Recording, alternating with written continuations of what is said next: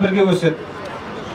Оның тарихы өркендеп жаңғырып отырады деген сөзі ауылға 25 гастрольдік сапар сол аясында, осы шараның аясында керек. Ол өзімізге байланысты. Осы оңтүстіктің Қазақстанның патриоттарына байланысты. Жылға дейін орнынан аламайды екен де. Ауыл шаруашылығы қателесем, мәдениет 50 жылға шегініп кетеді дейді екен.